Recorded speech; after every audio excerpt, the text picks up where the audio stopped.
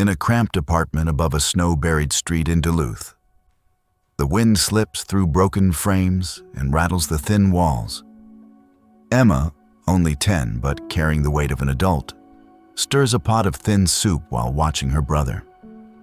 Ethan, 7, clever yet timid, sketches strange patterns on scrap paper, shapes that seem to echo something forgotten. Their mother, Sarah Miller, still in her hospital scrubs, stares at a yellowed envelope she found hidden beneath the floorboards that morning. On it, in fading ink, is a single line: "The workshop is waiting." Outside, Ranger, the German shepherd who appeared from the storm, presses his paws to the frozen door, eyes burning with an urgency no one yet understands. The heater coughs weakly, the lights flicker, and Sarah's voice cracks as she whispers, "Kids, this changes everything." No one knows what lies ahead, why a family workshop was hidden, why symbols in Ethan's drawings match the old journal, or why the storm itself seems to drive them toward a forgotten legacy. What do you think is truly hidden inside that secret workshop? Treasure, truth, or something far more dangerous? Share your guess in the comments, and let's walk into the storm together. Snow swept across Duluth like a living thing, lashing against windows and creeping through every crack. Inside a cramped apartment on the city's east side, Sarah Miller, 34, moved with the exhaustion of a woman who had weathered too many storms. Her chestnut hair, tied in a careless bun, revealed strands already silvered by stress. Her pale face carried quiet strength. The green eyes that once held dreams now dimmed by hospital nights and unpaid bills. At the small table sat Emma, 10, tall and serious beyond her age. Her straight blonde hair brushed her shoulders as she stirred a pot of thin soup and glanced at her homework. Her movements were calm, precise, habits born from watching her mother survive. In the corner, Ethan, 7, hunched over scraps of paper, his small fingers sketching geometric lines with deep concentration. His hazel eyes gleamed with quiet brilliance, though he rarely spoke of what he imagined. He was shy, thoughtful, his world shaped in silence. The heater coughed weakly, its flame flickering like a dying heart. Sarah bent to adjust it, muttering about the landlord's neglect. Her hands were cracked from sanitizer and cold, but they never stopped moving. Emma looked up and said softly, "Mom, the soup's ready." Sarah gave a faint smile, one part pride, one part guilt. Ethan, without looking up, murmured, "Can we save some for tomorrow? Just in case the power goes out." Sarah's chest tightened. Even her son, so young, already planned for scarcity. They ate together, steam rising into the bitter air. Outside, the blizzard thickened, swallowing the faint glow of street lamps. Sarah's mind raced. Overdue bills, rent, the night shift ahead. Her body ached, but quitting wasn't an option. She would endure, she always did. Then, a sound. A deep, low bark from beyond the door. Not the quick yap of a pet, but something guttural, commanding. Ethan's pencil rolled from his hand. Emma froze, spoon midair, her eyes darting to her mother. The bark came again, closer this time, followed by scratching against ice. Sarah's heart hammered. A stray, a threat, or something worse? Emma whispered, "Mom, don't open it." Her voice trembled, yet carried authority. Ethan, wide-eyed, whispered, "Maybe it's hurt."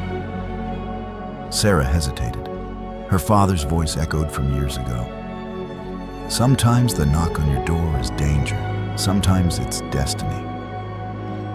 The scratching grew frantic. Sarah's hand reached the knob.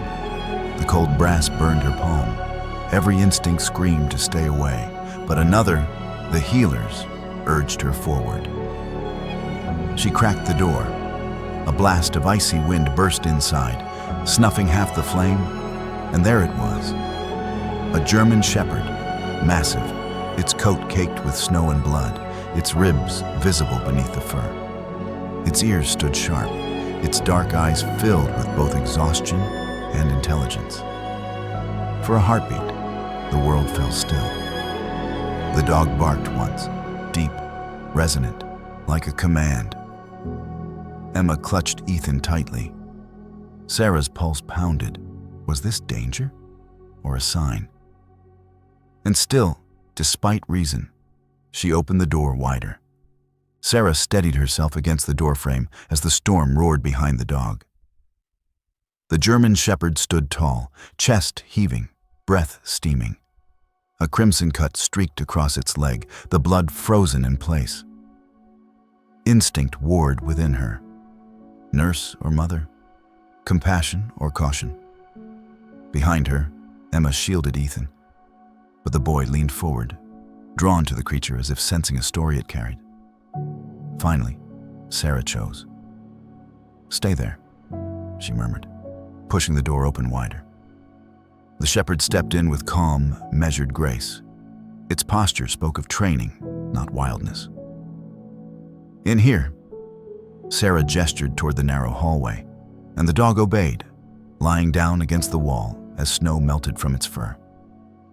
"Can we keep him?" Ethan's voice broke the silence, trembling but hopeful. "He's not ours," Sarah said softly. "Someone might be looking for him." Yet even as she spoke, she felt the lie, because in her heart she didn't want to send him back into the storm. Emma frowned, eyes narrowed. "What if he's dangerous?" she asked, standing taller, her hand still gripping her brother's shoulder.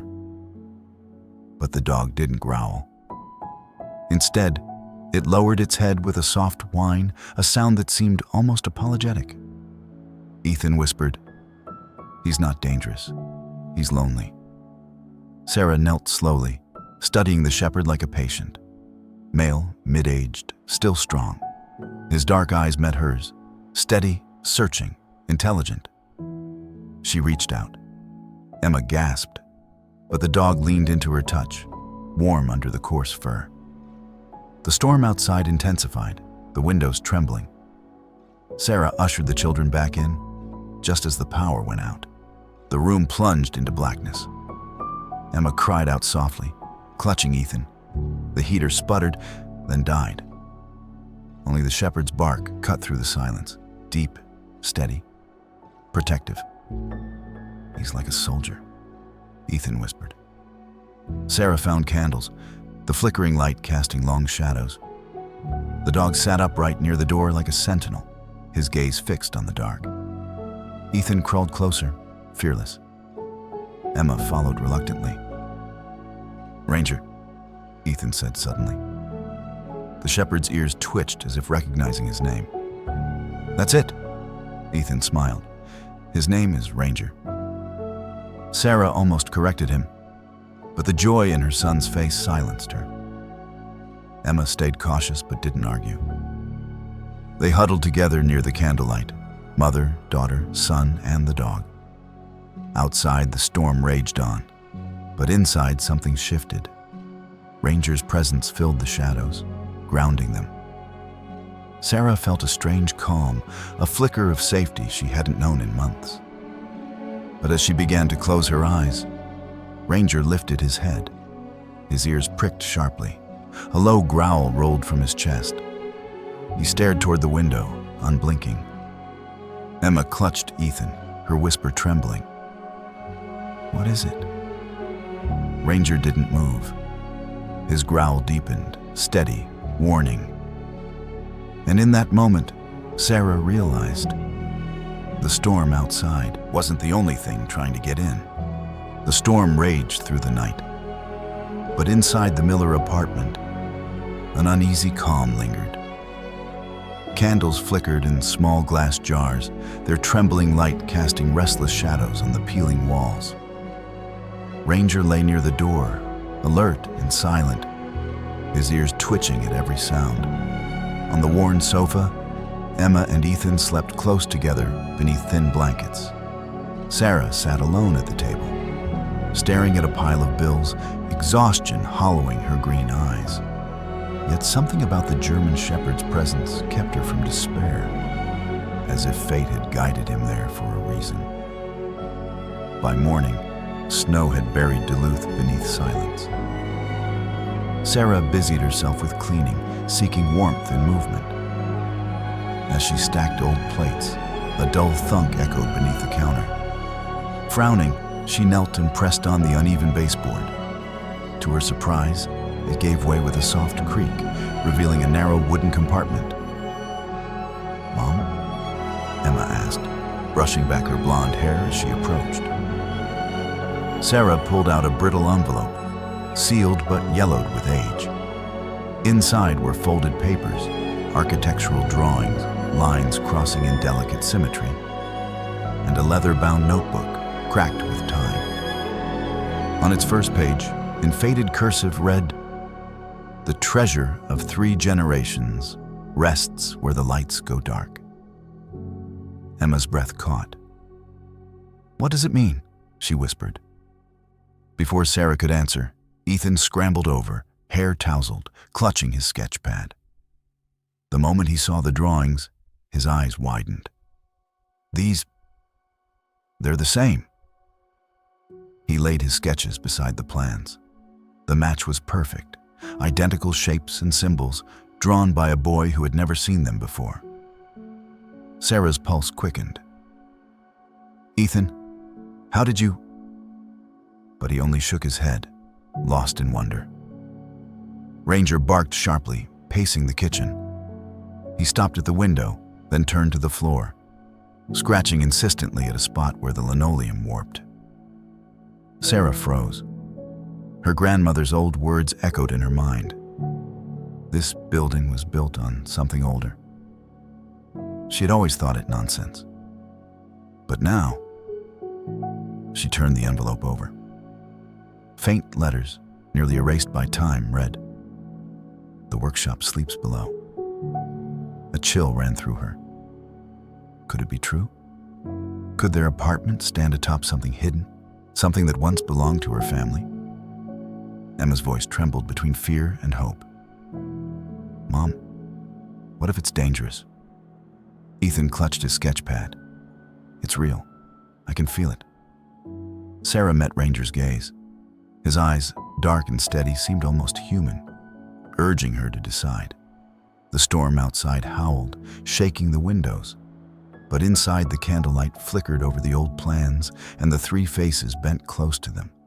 For the first time, Sarah felt it clearly. Her story hadn't begun here, in poverty and struggle. It had begun generations ago, with something buried beneath their feet, waiting to be found. The storm only grew worse by afternoon, snow hammering the windows of the Miller apartment until the world beyond turned to blinding white. Sarah stood at the window, hand pressed against the cold glass, her eyes flicking toward the open notebook on the table. The workshop sleeps below. No trapdoor had appeared, no clear sign.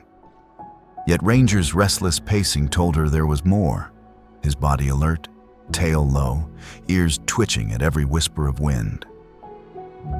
Emma sat curled on the couch, chin resting on her knees, her blonde hair a pale halo in the dim light. "It sounds like a warning," she murmured, tracing the line in the notebook. "The treasure of 3 generations rests where the lights go dark." Ever cautious, she feared the idea of venturing out into the storm. But Ethan, full of rare fire, couldn't stay still. "It's real, Mom," he insisted. "We have to find it." Sarah hesitated. The power was gone, the cold seeping in. Staying meant waiting for the cold to win. Leaving meant danger, but also a chance.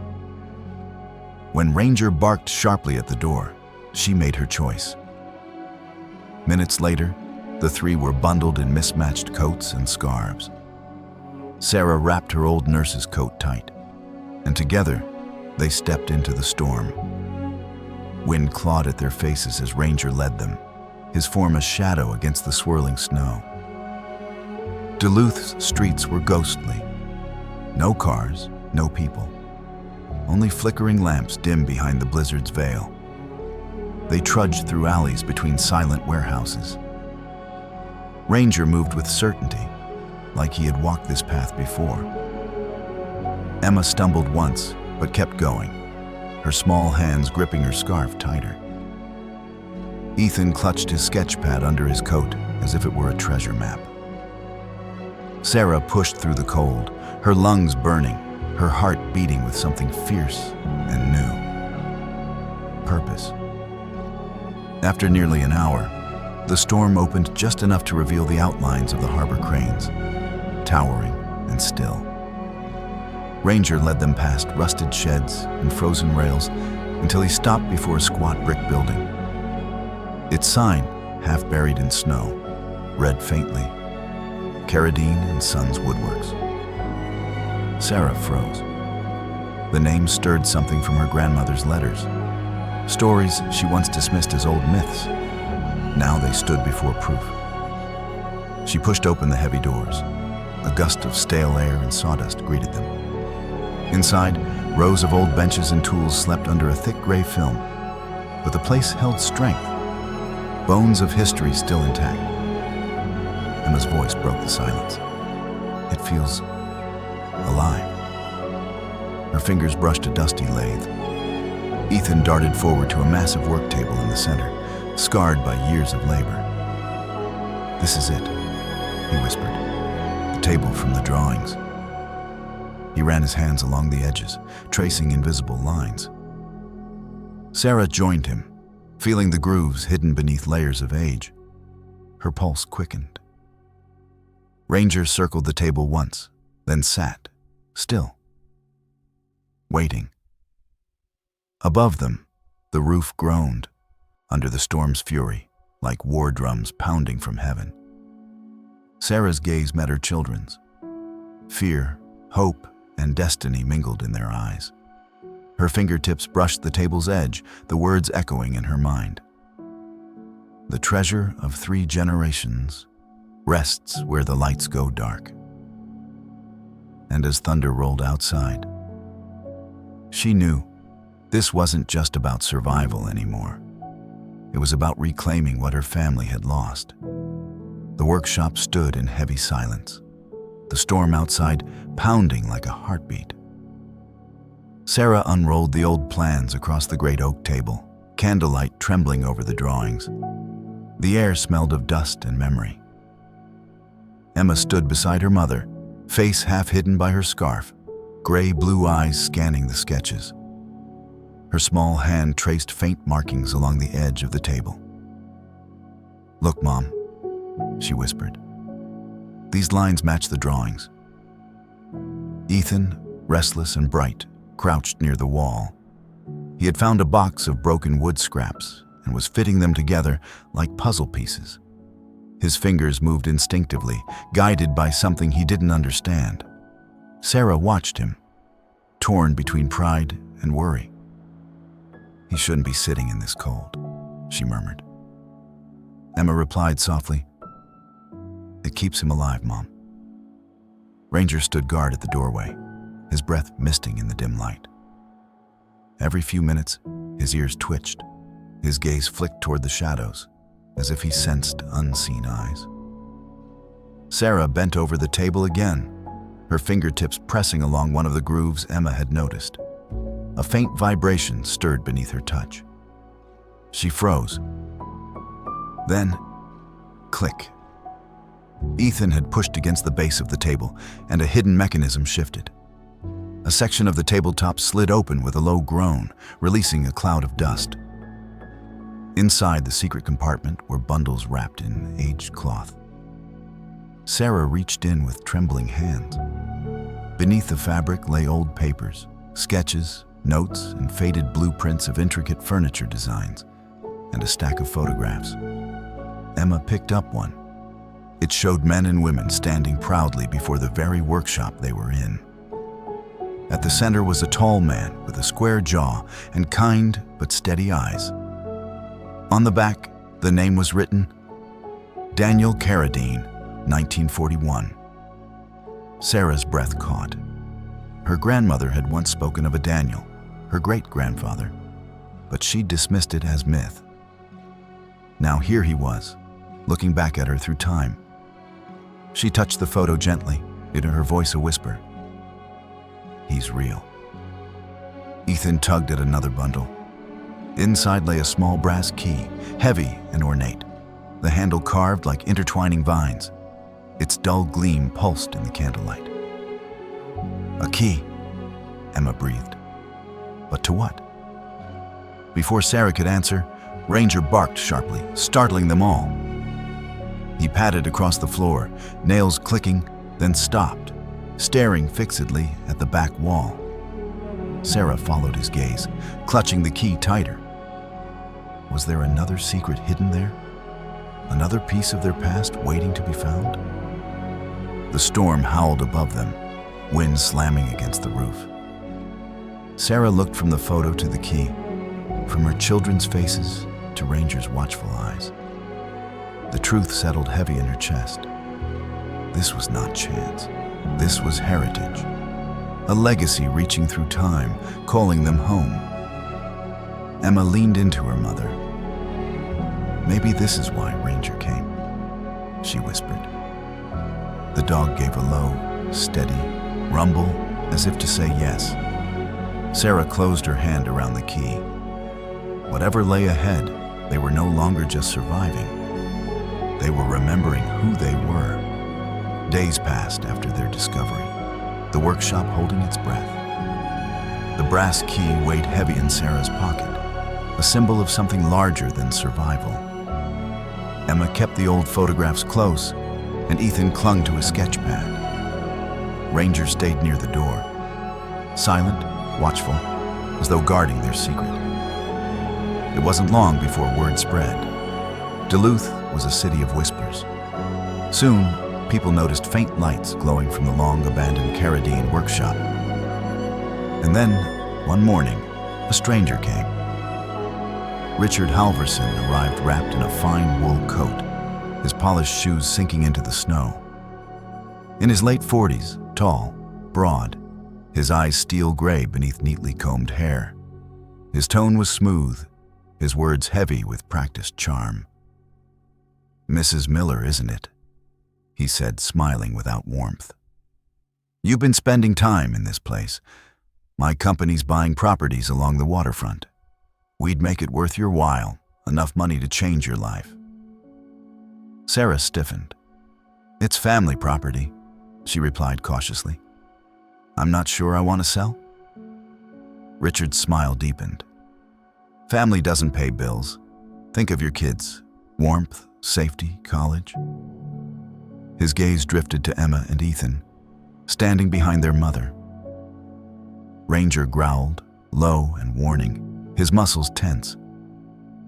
That night, they gathered in the cold workshop. The brass key lay between them on the oak table, surrounded by papers and photographs. The candlelight flickered, reflecting off the metal like a living flame. Emma spoke first, her small hands balled into fists. "Mom, we can't sell. Grandpa Daniel built this. It's ours. If we sell, we lose everything that matters." Ethan nodded, voice calm but sure. "The treasure isn't found yet. The key still means something. I know it does."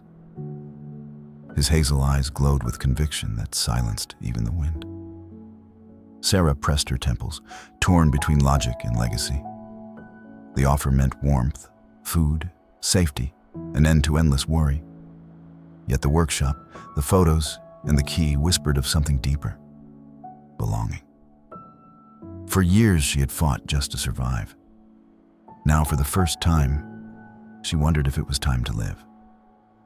Ranger moved from the door, his heavy paws echoing softly. He sat before Sarah, eyes locked with hers, fierce, unwavering. It wasn't just instinct in that gaze. It was loyalty urging her not to give up. Emma's voice trembled but held firm. "If we sell, we're just running again. You always said to fight, Mom. Maybe this is what we're meant to fight for." The wind howled against the walls. Sarah looked at her children, at the hope and courage reflected in their faces. Then, at the key glinting between them, the choice pressed on her like the weight of generations. And though she said nothing, her silence was louder than any word. The silence of a woman who had already chosen. The old Karedine Workshop no longer felt like a grave of dust. It pulsed with new life. Tools clinked, laughter echoed, and light warmed the once forgotten space. Sarah Miller stood at the center, sleeves rolled, hands roughened by work. Each stroke of her plane over the oak wood felt like awakening the heartbeat of her ancestors. Emma moved with quiet authority, her hair tied back, eyes sharp and focused. She checked tool lists, assigned tasks, and recorded notes in neat handwriting. No longer just the sister caring for her brother, she had become part of something greater, a rebirth. Ethan, beside the workbench, studied every groove, matching them to his drawings. His shy silence had turned into confidence. His designs guided their hands as they rebuilt the table that had once hidden their family's secrets. Ranger limped slightly, but carried himself with pride. His thick coat now brushed clean. He watched them work with the steady patience of a guardian, his presence grounding the rhythm of their days. While restoring the great oak table, Ethan's small fingers pressed a hidden seam.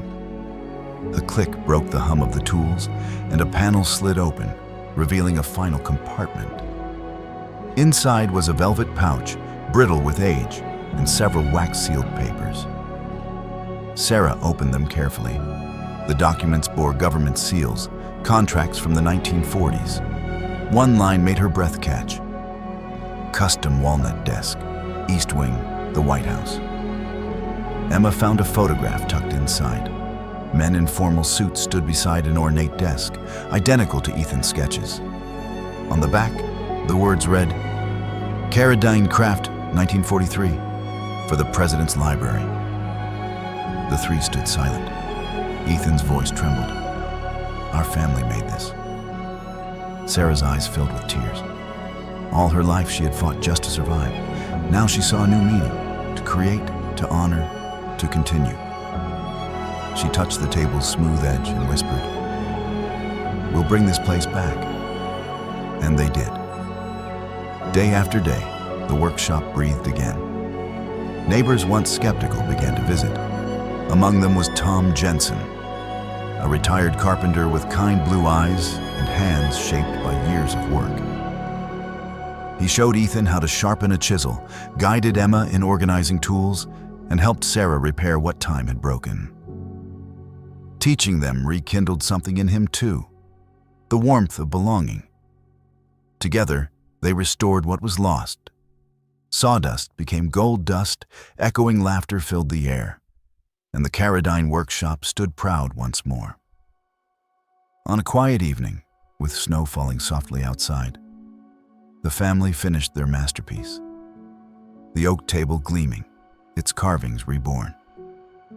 When Ethan pressed one last groove, a hidden drawer slid open, revealing a letter sealed in red wax. Sarah read aloud her great-grandfather Daniel's words. "To those who find this, our craft was never about wood alone. It was about endurance, integrity, and family. If you are reading this, you are of my blood. Build not for survival, but for legacy." Tears glistened in their candlelight. Emma leaned into her mother. Ethan smiled through his tears, and Ranger rested his head on Sarah's boots, calm and proud. That night, for the first time, the workshop shone bright, lamps glowing through frosted windows, laughter echoing against the storm. The people of Duluth stopped to watch, awed by the golden light spilling into the snow. Inside, Sarah and her children stood together, no longer lost, but found. The storm no longer mattered. They had built not just a home, but a beginning. And so, when the lights of the old workshop glowed once more against the winter night, it wasn't just a family story being restored. It was proof that even in the coldest storms, warmth can return. Some call it chance, others call it legacy. But those who have walked through despair know it by another name: a miracle. Perhaps it was the steady paws of a loyal dog guiding them, or perhaps it was the unseen hand of God weaving hope through broken timbers and faded letters. For in every splinter of wood, in every echo of laughter inside those walls, there was a reminder. No life is too ruined to be rebuilt. No family too lost to be found. As you leave this story tonight, carry this truth into your own days. Look for the hidden miracles. In kindness offered, in strength rediscovered, in the quiet ways love returns when least expected. If this story touched you, share it with someone who needs hope. Leave your reflections in the comments and subscribe so together we can spread light where shadows linger. May God bless you, and may His miracles find you in your own winter nights.